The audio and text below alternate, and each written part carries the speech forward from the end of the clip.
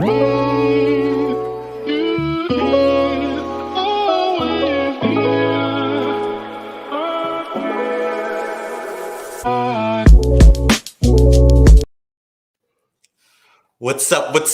up, everyone? Welcome to another weekly installment of the Black and Gold Hour podcast, where we talk New Orleans sports, specifically New Orleans Saints football. And wow, it's already been 3 games of the season. The New Orleans Saints got the bounce back win in Foxborough with the 28-13 victory. Jameis and the New Orleans Saints, football team, it's a lot of questions, but they're looking good so far. And here with me today, I have someone who knows New Orleans sports, specifically New Orleans Saints football, former WWLTV Anchor. Now he's the voice of the Saints. Mike Haas, how are you today, man? I'm good. I guess my question would be, to fans, has it been fast? Does it feel like it's been fast? Because I can assure you, for the team and for everybody down here in South Louisiana, it's just week 3. Because it's, with the storm and the travel to Jacksonville, and they've been in Texas, and then, Carolina, New England. It's funny, perspective. And I get it. It's like, wow, is it just, we just finished week 3? But yeah, you're right, man. I think we will look back and go, New England, was will be a pivotal game. Maybe we won't, but I just feel it will have more meaning down the road. And it's an AFC team, so it won't have any playoff meaning, but I just feel like it'll have a lot more meaning down the road. Right. And for us fans, especially the fans who might not be in Louisiana, right, we just kind of watch, check the Twitter updates, check ESPN, check the website, but we're really not aware of how much this team had to transition with navigating Hurricane Ida.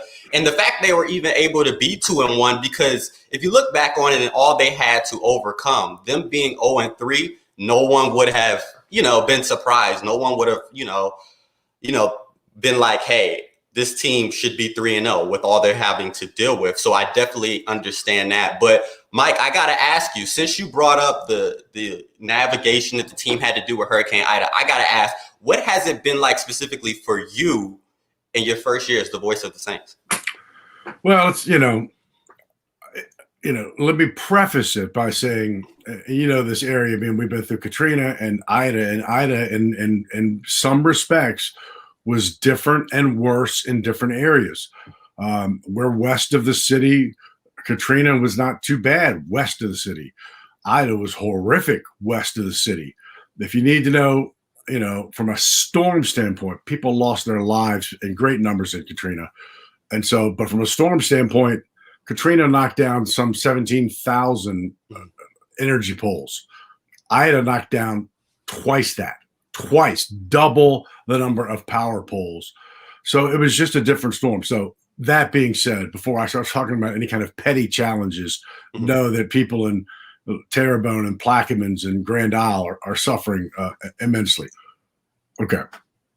So it's been, the very first game was in Baltimore. So your first game ever is on the road with 90 guys on the roster. So 180 people on both teams. And I tell people now, it was like covering a hockey game. That's how fast the game was moving. I was like, what? Stop. Right. And I'm so fortunate to have Deuce McAllister with me, and some great support in Jim Henderson, Jerry Sandusky, who's up in the Baltimore area. And so, we went from there, we went back to New Orleans and had the preseason game with Jacksonville in the press box in New Orleans. So different booth and trying to get used to that. Then we lose the third preseason game. Believe me, I was just as unhappy as all those players who wanted to play in preseason game 3, because I needed the work just as badly as they did. And then we go game 4, which should have been home, was in Jacksonville. So new booth again. Game 5 was in Carolina, new booth again. Game 6 was in New England, new booth again. So nothing, I've never done anything twice, right? Nothing's been back to back. That being said, it's been, it's been great. The games have been so wildly diverse, 180. If you just said, hey, the Saints are 2-1, I would have not This is not how I would have picked 2-1, right? I don't. The Carolina game was the game we lost. Really, that's the game we lost. So it's they played so strangely different in game 1 to game 2 to game 3. So here's how I have kind of looked at it. So they played very well and beat Green Bay. They played horrible and lost to Carolina, and played well, really, overall. They played pretty well in New England. My only concern is if they were to play well and lose, right? We haven't seen that. And that's what, as a young team, what worries you. Go, wow, they played good, and they still lost. And that hasn't happened yet. And so with the Giants this week, that's why I kind of say, how could game 3 be important? I think if you come back here 1-2, it's a loss to an AFC team. All right, so you beat the Giants, get to 2-2, and okay, expected. But you beat the Patriots. Now you're 2-1. Now you're looking to get to 3-1 and really flip the game card a little bit. And now movement and inertia is going positive, although they're back on the road for 2 straight games. Right. So in Washington, really Landover, and then off a week, and then in Seattle. So it is a strange opening schedule that I've ever seen.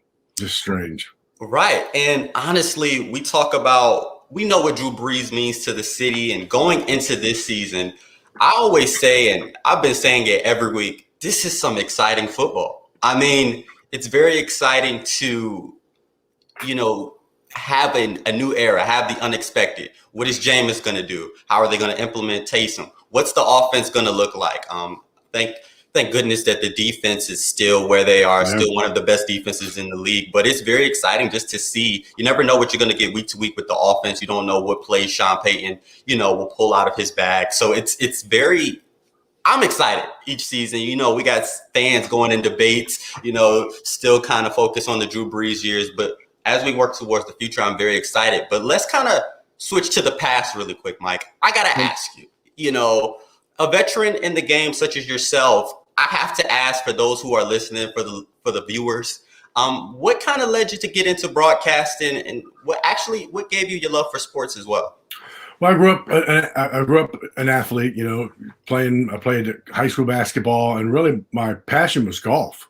I went to golf. I went to James Madison University on a golf scholarship. I mean, that's all I did from the age of 8, except for high school basketball, was play golf. That was the plan. That was plan A. I was going to go to school on a golf scholarship, play professional golf, and live happily ever after. And by my junior year at James Madison, I was like, wow, if I'm the number 4 player at JMU, I'm going to be a pretty poor professional golfer. And I was like, ooh, I better get plan B.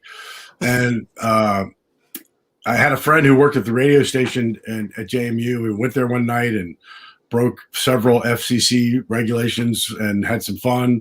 And I kind of enjoyed it. And literally next day changed my major to communications.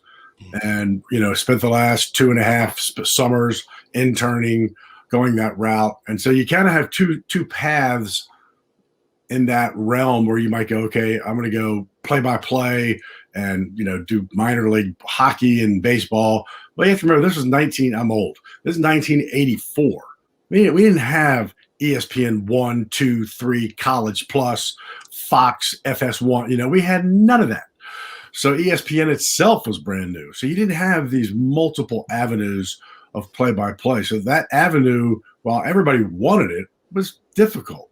Whereas, so the other avenue is you kind of go the local television route, local sports, TV, weekend anchor, the newscast route. And that's the route I went, kind of always, having the play-by-play in the back of my head. When I got to New Orleans, and I was young, I was 25, 26, and Jim Henderson was here. And I go, well, I guess I'm not going to be the play-by-play guy here. So that, and I loved the city, so I ended up staying. So it really was kind of gone out of my head until 2018 when Jim retired. But I lived in Harrisonburg when I first started, Charlottesville, Virginia, Lawton, Oklahoma, Lubbock, Texas, and then was lucky enough to land in New Orleans. But that was just luck. I didn't know anybody in New Orleans. I'd never been here before. Thought I was going to be here 2 years on my way back to D.C. I grew up in Virginia. I'm on the Virginia side of DC, and that was the plan. 2 years became 4. 4 became a wife, and 10 became kids, and now it's 32, 31, something like that. So yeah, this is home now. Right. And I'm actually from Virginia and a comm student. So I really appreciate this story. And it's funny how the city that you thought you were only going to be in for a short amount of time, you saw the most success, and that's where you gained a lot of your experience and got you to where you are now. But Mike, I got to ask, you've been around the team, you've seen the team up close, and you kind of talked about it earlier in the show, but I got to ask you, what's your early opinion of this Jameis Winston-led Saints team? I like it. And I will say, and I've said that I was so guilty, flat out guilty of first impressions. And, if you'd asked me 3 years ago about Jameis Winston, I'd have said, nah, he's heartless. He doesn't care about the team. He was kind of overweight. He seems cocky. He had some issues at college. I was like, I didn't know the guy, but I was so quickly to, espouse my opinion on a person I didn't know, right? And people do it, but they rarely get the chance to find out about the person. Whereas when he came here last year, still didn't really know him, but he got embedded in that quarterback room with Drew Brees and Taysom Hill. He became an awesome teammate. And then this year, this offseason, into this training camp, he is like the most generous, humble, soft-spoken leader. I was like, I literally feel like going up to him. I mean, I've never said anything publicly about him because no one ever asked about, him, back in the day. But I just feel like, that was a first impression. That was way off. So I think if given the right tools, if given the right time, if they can kind of do with him a little, but not too extreme, what they're doing with Mac Jones is just, he has to understand that it's a system. And you don't have to win the game on your arm. You don't. This is not Tampa. You're not going to have to throw 33 touchdowns to offset 30 interceptions. In fact, we don't want any interceptions. Just run the system. Teddy Bridgewater did it in 2019 for 5 games, ran the system, did nothing spectacular, won all 5 games. Taysom and Jameis did it last year for 4 while Drew was out, ran the system, we're 3-1. And so I think when he kind of really he may say he understands it, but when he really understands it and realizes that, I think this is going to be – I think he's an awesome player. I think he's got the tools.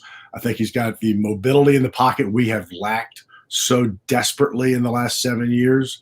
I'm a big Jameis Winston fan. He's going to make some mistakes. He's going to throw it left-handed. He was going to try. He says he was throwing out of the end zone, to the one that Callaway caught. So it's just he's going to make some mistakes, but it happens. But I'm a believer. Right. And I'm a believer as well. And I was kind of one of those fans that was kind of skeptical last season. We saw Taysom get the start, and I was like, why would Taysom get the start over Jameis? But then as we got into the offseason, you start hearing the maturity of Jameis Winston. You start seeing his personality, and his personality pulls you in. So I know that the players around him support him. And then you kind of see the duality of him. You have him like rapping on the sidelines with his teammates, and then you see him in a press conference, and you hear the leadership and the responsibility that he takes upon himself to put in the work to be the Saints starting quarterback. But I got to keep it on the offense, Mike. I mean, for the last 15 years, Drew Brees and Sean Payton, you know what you were going to get from the New Orleans Saints offense. Now it seems like the defense is leading the show, and the offense is the one that, people have questions about. So I got to ask you, what do you see from the New Orleans Saints offense? How can they improve before, games get intense and you can't win much defensive battles and they have to put up 30 points? What do they have to do to be better? I don't know. I'm not sure we'll get there. I don't know that. I don't know that in this day and time you have to. It's a chicken and the egg thing. Did the Saints have a bad defense so Drew had to score 31, or was that offense so good that the defense didn't have to be so good? I don't know. I know this. And quite frankly, probably in the last 4 or 5 years, we just focused too much on the offense. The defense was good the last 4 or 5 years. They've been good. Look at the numbers; they're good, but we've just focused on Drew. And so I think the offense, the beauty of the offense that I see, is that you're right. We don't know. Anybody that we would get asked all the time. Well, Saints Patriots. What do you think? What do you think's gonna happen? And I don't want to sound like I'm unintelligent. I go, I don't know. Nobody knows. I have no idea. Pre Green Bay, I had no idea. I don't know what this offense is going to be like. I still don't know. If you say you know, you're lying because you don't know. But the difference is when it was Drew, we knew, right? But so what? Every other 31 teams also knew exactly what we were going to do.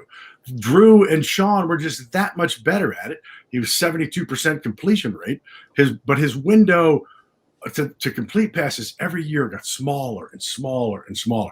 But so now the other 31 teams have no idea what to expect. So that's the part I like about it. I go, yeah, I don't know. I really don't. But guess what? Neither do they.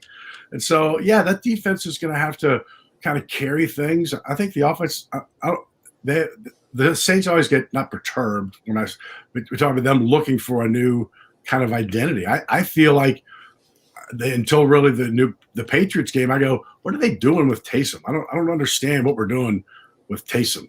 But and then in New England, we're just going to run the same play. We're going to run the same play with Taysom, and they couldn't stop it. So I think it's just going to keep evolving. We saw it. We saw something in the New England game we did not see ever. I shouldn't say ever with Drew, that when Taysom went in, he didn't come right back out. He stayed in. Right? I think that is just 2 plays, but that is the result of him being a quarterback now. Last year he wasn't a quarterback. He was a Swiss Army knife who could play quarterback. But when he came in, it was 1 play. It was 3rd and 4. You knew he was going to run it, and he did. Now he's a quarterback. Now when he comes in, if they'll let him throw it some, you'll have to really have this duality of an offense that the defenses will go, what's he going to do? Now, we haven't seen that yet because he just comes in and runs it. But when you're running it, 8-9 yards a clip, who's going to stop? Right. So I think we haven't seen anything in this offense yet. Nothing. This is the Saints offense on training wheels right now. I really believe it. Right. And I think us as Saints fans, we get used to the past and we're not even really witnessing we're on our toes as fans. So we know defensive coordinators around the league are on their toes. I mean, you got Alvin Kamara, you got Jameis Winston, you got Taysom Hill, who, is an all-purpose guy. And I'm excited. And like you said, you're excited. And I think Saints fans should be excited. We hear debates about how some people want 35 points a game and they want 400 yards passing and 4 TDs. But I honestly believe that, the recipe that the Saints have right now, and as it progresses and Jameis gets more confident in the system, by the time we get to the playoffs, it could be something else. But Mike, I got to ask you about the defense. You're near the team, and this defense has a lot of players that we could talk about. But for you, in your first 3-game assessment, who's a player that you constantly find your eye on? We can't. Initially, it's Demario Davis. Right? He does everything. He's everywhere. He leads the team in tackles. He's everywhere. Tackles for losses. But I think we saw this past week the impact that a Marshawn Lattimore or a Chauncey Gardner-Johnson will have, and I'll just stick to Lattimore. So to me, if a Lattimore and a Demario Davis and the whole front 7. Getting a 10-0 passing on back. Just, I kind of look maybe at areas of linebackers, and secondary, and those areas. That's why this defense is kind of so good. There's not a one guy that you look at, right? And they're without Quan Alexander. They're still without David Onyemata, right? And so he was going to be, really one of the bigger players on the inside, because of who they lost. So, man, this defense, because when you had Quan and Demario and a little light in the defensive tackle area, but their ends are so – Cam played great. Chauncey, C.D. Deuce, and Marshawn and Paulson Adebo. Paulson Adebo played 72% of the defensive snaps against the Patriots. Bradley Roby played 2 plays. So, we haven't had a chance to really talk at length to the coach. Is that because just Paulson, is playing that much better, or Roby's not ready, or whatever? Right. But I mean, Paulson Adebo, man, he has been, he came in exactly what you wanted him to do, which was be just like Marshawn Lattimore when he came in, which was have that swagger. Yeah, I'm going to get beat, but give me your best guy. You want to come at me? They came at him in Baltimore, and he was like, "Yeah, bring it on, come at me." And so that's the attitude you got to have in that position. You got to be willing to get beat, because if you aren't, you're going to get back on your heels, and you're just going to give up 20-yarders all day. And so that attitude that he possesses is very similar to Lattimore. And I think those two on both corners, man, unbelievable. Right. And Adebo, I really feel like you said, that the style and the attitude that he plays with matches what Dennis Allen likes in his secondary players. I mean, I believe I was in Baltimore, and it just seemed like every other play they were launching it deep his way, and they might catch it or he might break it up. And a lot of time he's breaking it up, and a lot of time he's playing with that swagger, and the teammates are coming around him. And I really like Adebo, and I like what he's done. Now with the Bradley Roby, I think it's kind of both. Adebo's playing well, and the defense. If you heard in the past how difficult it might be for the defense to understand the defense and kind of get that chemistry and camaraderie with the team in just a couple of weeks. But next week it's a big game coming up. The New York Giants, the first home game of the season. And I got to ask you, not so much about the team, but for you, Mike, how excited are you for next Sunday's game? I'm excited for the fans, to be honest. I mean, for me, it's a game. I'm looking forward to it. But for this city, there's going to be a ton of parallels, which I think actually is not the smart thing, of Katrina, homecoming. This is the homecoming for Ida. I don't know. I'm not. Let's don't compare. Let's just move on. It is a homecoming. And, we had 3,000 fans for some games, 6,000 fans for a couple of games. And that was nice, but we had pumped in music. Then we haven't had a real crowd in there. I guess it would have been the Minnesota playoff loss. Right. And that's a long time. There are players on this team who have never been around a home crowd. And believe me, I was at Carolina. I mean, the Carolina crowd was sad. And they were talking about the crowd noise. They should be embarrassed. They're 70% of the seats were filled. They're 30% open.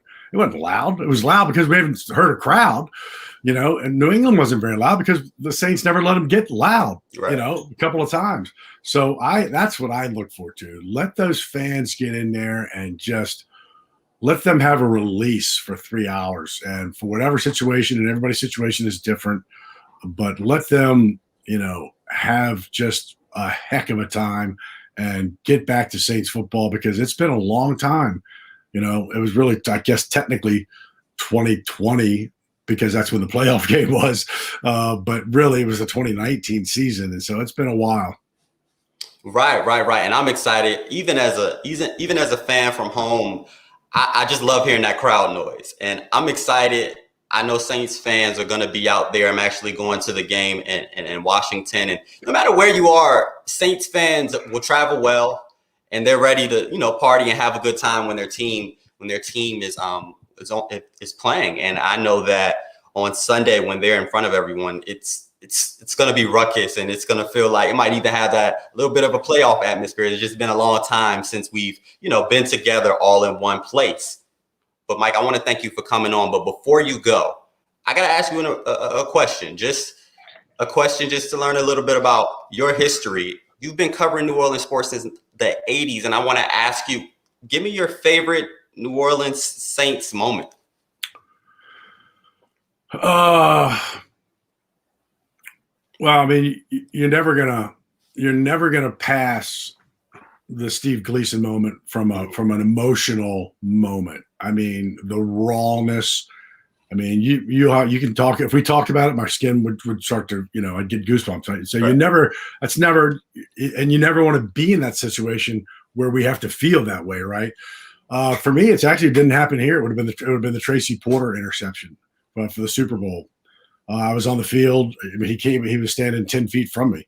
And so I knew at that moment, man, I knew the game was over. I knew this is it. And I knew New Orleans was going berserk. I mean, those two moments will forever. I mean, there's a ton of them, but those two for me, because I knew, and believe me, I was standing on the field by myself. I wasn't celebrating with anybody. I was getting ready for a post game show. And so I was like out of body, just kind of, but I knew what was happening here, and I knew it was awesome. And that was big. But yeah, that block punt was just deafening. It was as raw a moment as I've ever been around. Wow. And I look back, and I was so young during that time, and this is one of those things, like, I wish I was in the building. Like, I wish I was in the building for another Tracy Porter interception, the one against the Vikings. Right. I mean, because that one, I remember being a kid, like, sitting at the screen like, oh, man, we made it so far, and this is how it ends. And then he catches the interception. It's like, oh, man, I can only imagine what it was like in that building during that time. But I have a quick question for you, just from one of my commenters, Mike, and it's just a simple question. What is it like working with Deuce each week? Oh, he's the best. He's the best because I get so ramped up. I'm new. I'm a rookie. I'm old, but I'm new. So I'm like, ah! And so I'm in front of me. I kid you not. I've got 2 iPads, my laptop, and a separate monitor. So I look like I'm about ready to launch the shuttle, right? And I've got, I've got so much crap in front of me. I can't even see I can't see the trees. And so I'm ready. And Deuce walks in with 2 iPhones, sets them on the counter, and goes, all right, let's go. and I go, oh, okay. And he just kind of, I go, he brings me down to where I should be. We rehearse nothing. We talk about nothing. It is natural. We don't talk about what we're going to discuss in the pregame show. I love how, like, I'll say something that won't be technically correct football wise in the way that he calls me out. He's like, nah, that's not an end. That's an over route, or that's this route. And I'm like, I don't know. I just, and so I love it. I just love that it's natural. I hate anything staged or anything. We get in there and he's so good at what he does. He literally does it on phones and a flip card. It's amazing because he's the beauty of it to me, and I'll never have this. And Zach had it and he had it. They see the game differently. They don't watch the game like you and me. I see the game initially. I just see a bunch of guys going like this, rah. He sees it. Oh, slant over here. They did a dog over here. 0 blitz cover. I'm like, I just saw 11 guys do this, and so he sees things so much differently. And so he's a treat because I'll wrap up with that. The best part about Deuce that I love in the games is that he's still a player. In his heart and his mind, he's still a player. And if we're in the press box and a big play starts to happen and he can see it, he'll see a receiver open down a seam route and he's wanting the quarterback. He'll stand up. I'm like, what's going on? And he's like a player. He's like, hit the guy on the route, hit the seam route, because he sees it. You can never take that out of it. I'm just like calling the play, and I see him standing up. I'm going, oh, something's happening. Something big's happening. Deuce is standing, and I just love that because that's the kid. That's the 12-year-old playing in his backyard. The game of football is still such a big part of him, and so is the Saints. The Saints are such a big part of him that he gets kind of geeked up, man, when something big is about to happen. I love it. Right. And that's so good. And I just had to ask that question because I was kind of curious about it myself. He's the best. Best. That's man. He's actually one of my favorite Saints players of all time. It's the first jersey I think I had. Juice McAllister and Joe Horn. So thank you so much, Mike, for coming on. I really appreciate you bringing your insight and perspective to today's show. First and foremost, additionally, I want to send continued prayers and blessings to my family and those in the Louisiana area who were affected by Hurricane Ida. I can't wait for Sunday to see you guys in that building. But thank you, Mike, for coming on. Next week, we will be on to talk about the Giants and Saints matchup, what happened, what we liked and what we didn't like. Then we'll move forward to next week. So thank you, Mike, for coming on. Thank you guys for watching. Remember to like, comment, and subscribe. Everyone have a great day. Be safe. Have a good one. Who dat?